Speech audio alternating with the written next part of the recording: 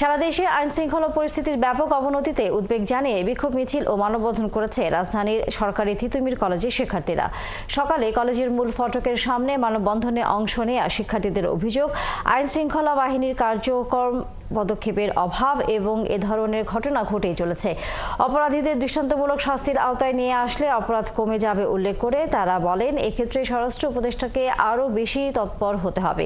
নারীদের নিরাপত্তা নিশ্চিত করতে না পারলে এ সরকারও ব্যর্থ হবে বলে মন্তব্য। আগামী ৭২ ঘন্টার মধ্যে সকল অপরাধীদের শাস্তির আওতায় আনার দাবিও জানান তারা।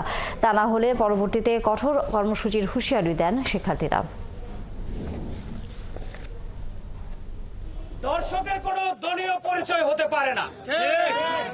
আমরা দেখতে পাচ্ছি ইতিমধ্যেই সারা বাংলাদেশের কোনায় কোনায় আমার বোনেরা যে ইনসিকিউর ফিল করছে, তাকে আবার কিছু সাধুবাদ জানাচ্ছে কিছু দলীয় নেতারা।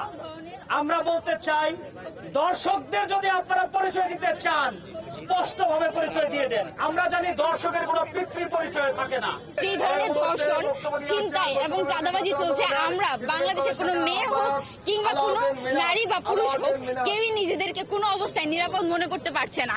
তারা অবহেলা করে, দেশের চাঁদাবাজি চলে, দেশের দর্শন আগের মতো চলে, তাহলে এই ছাত্র জনতা এই স্বরাষ্ট্র উপদেষ্টার বিরুদ্ধে দাঁড়াবে।